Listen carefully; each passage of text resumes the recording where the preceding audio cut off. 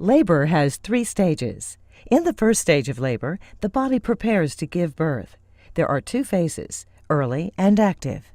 Early labor can last from hours to days. First-time moms may spend more time in this phase.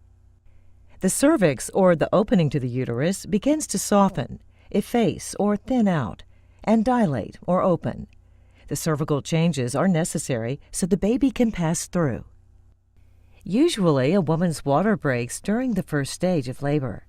Contractions or tightening of the uterus becomes strong and regular.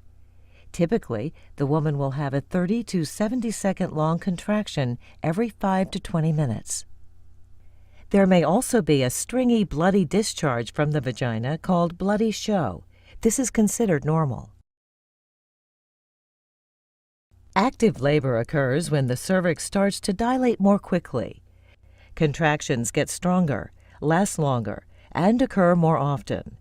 The cervix continues to open wider to about 10 centimeters. Then pushing can start.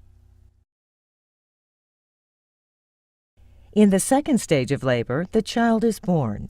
A healthcare provider usually encourages the woman to push to help the baby move down the vagina.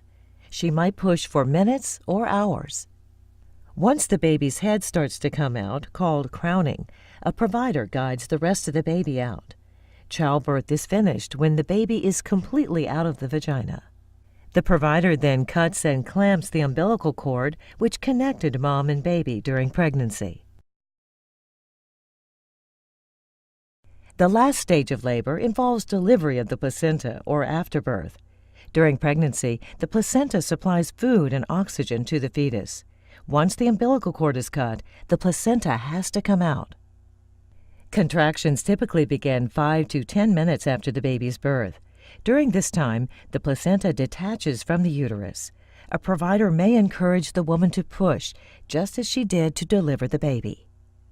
After 5 to 30 minutes, the placenta comes completely out of the vagina. Then the process is complete.